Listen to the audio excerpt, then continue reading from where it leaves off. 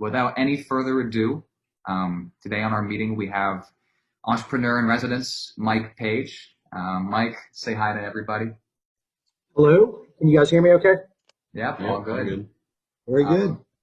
So we're going to go into detail on Mike's career, his up and downs in life, his experience as an entrepreneur, and I hope it'll be really interesting and you guys can learn a lot from it. So thank you so much for joining us, Mike. Really appreciate it. No, my pleasure. Pleasure. So where should we start the story off? Do you want to start in perhaps college, where your interest began? Yeah, probably relevant for this audience, certainly. So I went to school about an hour south of Richmond in a small private liberal arts school, Hampden-Sydney College. And, it was I didn't come from a wealthy family. It was a lot of expense for my parents to send me there. And I think the expectation was that I was going to put that education to good use. I also, had to fund some of it myself. So I was pretty focused on getting what I considered a real job to sort of pay off the effort of college. So I was pretty focused on taking a more traditional path, although I knew from a pretty early age that I had entrepreneurial interests. I just never thought it was something I'd do right out of school. And I was fortunate enough to have an opportunity to work for a structured management training program in what's now Verizon. It used to be Bell Atlantic. It was a big telecom company regionally here.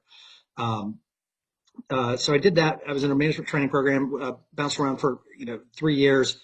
They actually sent you off to business school after that, and then the expectation was that you'd come back and work for them for at least 2 years. And then, as we joked, it was a fast track to middle management. There were a lot of people that kind of went through that and just kind of trudged through. For some people, rose pretty quickly through the ranks. Most people sort of just kind of got plateaued off and had good careers that paid plenty well and did interesting things, but it was just always considered a fairly safe route for a career. I knew pretty quickly, though, by my third rotation that I couldn't handle the corporate stuff. The people that were doing well, the best were the people that could kind of play the politics pretty well. And I found it kind of hard to do that. I mean, I felt that I could compete functionally and practically, but I just didn't like the political aspect of a big company, and I didn't like the fact that you were always selling ideas to multiple people just to get a simple point across. So, but I held my nose. They were going to pay me to go to business school, and it was a great opportunity. So fortunately for me, halfway through business school, they did what's called a reduction in force, and everybody all the way up to my sponsoring senior vice presidents, so probably 5 layers above me, people I didn't really even know that well, basically got early retirements, including me at the age of, I guess, 25 years old. I got like a $1,200 retirement check, which was honestly a lot of money to me. But more importantly, they let me out of my indentured servitude, and I could just be free to do whatever I wanted after school. So it was kind of a lucky break for me. I went from there to a corporate venture capital group in a public utility, which sounded like a great idea at the time. It sort of utilities at the time were getting the telecom.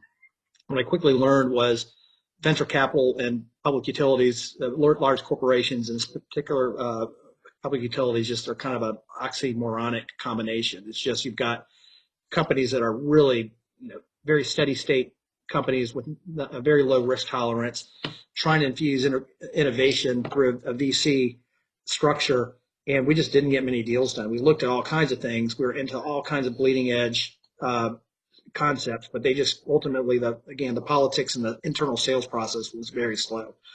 So you were investing in public utilities, right, at this VC firm? So the public utility was actually, what they realized was that the public utilities could grow at kind of 5 to 10% a year. And the theory of this was great. They thought that they'd create this venture capital group. They parked a couple $100 million aside to do investments and things that they thought could really accelerate their growth. So they were more kind of frontier energy concepts that, very early stage kind of battery, electric powered energy management. They had some wild flywheel technologies. They tested a lot and evaluated a lot, but they were very slow to make investment decisions. So, and they also had a telecom interest. They were looking at using their assets, their vast assets and customer relationships to find out new ways to monetize their relationships. All really well intended. And, a lot of companies you'll see, and that's actually for anybody who wants a kind of a more traditional career path, corporate venture capital is actually these days, it's actually a much better model. There are a lot of companies that do it really well. And they're relying on it as a source of innovation to kind of infuse what are otherwise pretty slow growing companies like Altria. You guys know Altria, tobacco, alcohol, and kind of all the sin products, so to speak. They've got a pretty robust venture capital group, and they look for just frontier opportunities that they think could be the next big thing to accelerate their growth. So right now, I think it's actually the market's a lot better developed. Back when I was doing it, corporate venture capital was just kind of a new thing, and the bigger companies just couldn't do it well. So was the idea of a startup ever on your mind, or were you just mainly Oh yeah. focused on venture capital? No, I think what I realized pretty quickly, like everybody in this group, I'm sure, you're here because you have entrepreneurial interests. You're probably some people that look at opportunities and everything. I mean, that's what curiosity, it really it sort of builds over your career. Like if you've got that intellectual curiosity where you always look at everything as a problem to be solved, right? Whether you think about it or not, that's kind of what good entrepreneurs are doing. It's like, gosh, what if somebody did this? That would be, even at an early age, people start thinking about ways things could be done better. Um, Thinking about it and acting on it are two different things. I didn't have the financial means in my mind to really get into startups, although I found myself increasingly wandering and daydreaming and thinking about the next thing. So I looked at my corporate experience as a means to an end that ultimately I always saw myself in a startup. I thought the venture capital choice would be kind of threading the needle a little bit. It's a safe, good job that paid reasonably well. It's a good post business school job. And I thought it might give me exposure to some startups that maybe I would jump on or inspire me to do something on my own. It really didn't do that. It didn't really move me forward other than it gave me a good view of, uh, a lot of good early stage opportunities, but I didn't get a really great view of how a good, well functioning venture capital firm should work. They were all figuring it out. I mean, it was fun. Actually, it wasn't satisfying in a lot of ways career wise, but that's the other thing you'll learn when you're in your 20s and 30s and your first jobs. You're always going to, nothing's perfect. It's a lot of you, almost everybody takes a job that's not perfect, or even if it sounds perfect, it ends up not being perfect. You find that in your earlier careers, will oftentimes think about when can I get to the next step. If you find yourself constantly thinking of that next step being a startup, and you don't, you're not, I think that's a pretty good indication that, you're probably not in the right spot. But Yeah. for me, what the catalyst for me was what happened in, I guess it was late 1990s.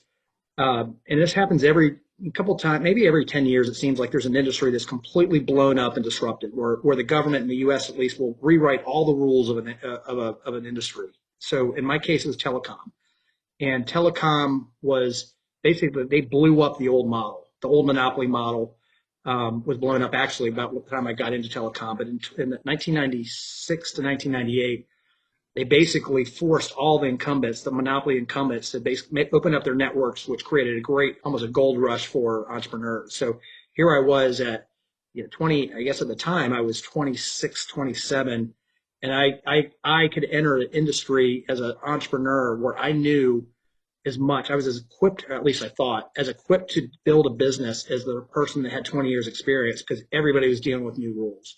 So for me, it was an opportunity to jump into an early stage company and kind of jump into the disruption and just kind of see what I could make out of it. And my next step after that VC opportunity was to work wasn't a startup of my own, but I was one of the first 100 employees. Actually, I think it was probably like 60, employee number 60 or 70, something like that, in an early stage company that had been funded. It was pre-IPO. And that was kind of a good experience because it wasn't a pure startup, but it had a lot of the startup culture of, you have a job that you're hired for, and I was hired in a product management role, but you're doing everything. It's like there's no job that's off limits, even in a company that size. Where big companies, they want you to stay in your lane. Smaller companies are growing rapidly, where they're hiring, at 50, 100% a year increases.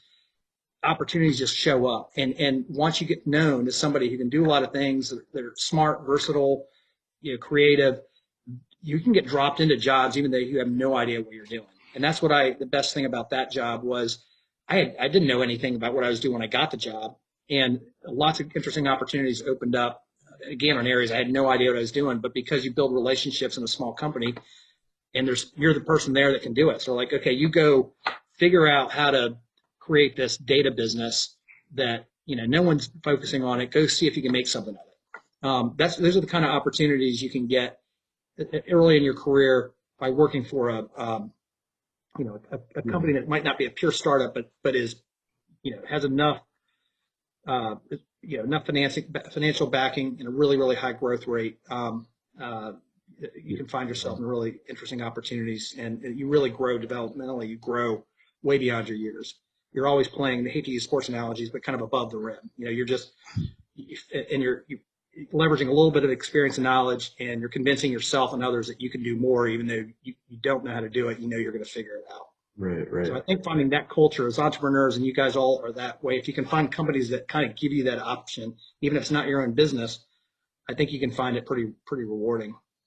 You talked about, well, you brought up the political aspect of a corporate bigger business setting. How do you think that differs in like smaller business startup So setting? there's politics everywhere, right? Even in a group of three people, there's politics. I mean, when you Yeah, get more than two people, it's just human being a human is sort of a political game. But the great thing about startups when usually they're so busy, like so on one hand, like Bell Atlantic or a public utility, like so the public utility or the telephone company tends to hire really smart people with a lot of potential, and then a lot of times they promote these people and into jobs that aren't really challenging anymore. So the worst thing to have, the worst political messes occur when you've got really smart people who are underutilized and looking for things to do, and then they keeping score on why is that person doing this, not me. That's where I call politics, like people really caring about not what they're doing, but what other people are doing, and also having too many layers between you and the person that's ultimately making a decision. So that's what you see at big companies. It's great experience to get. I mean, there's really good life experience to have to deal with that and maneuver it. You see it everywhere. But in small companies, you might have politics, but it's more the social dynamic can be challenging. And the small group is really intimate. You get to know people really well. My best friends in the world are people that I worked with in startups. You just get to know them so well. yeah, Like family. You yell at each other. You laugh. I mean, they're your social life. They're your professional life. I mean, that's what happens in startups because everybody's working 100 hours a week. There are politics, but I think the political people don't really have much time for it because everybody's so busy. No one's thinking, hey, he's doing that cool thing. I want to be doing it. It's like I'm glad he's doing it because I don't have time to do it. A good healthy startup, people are so much busier, and there's never enough people to do the work that needs to get done. So that kind of takes care of itself. But there's politics everywhere.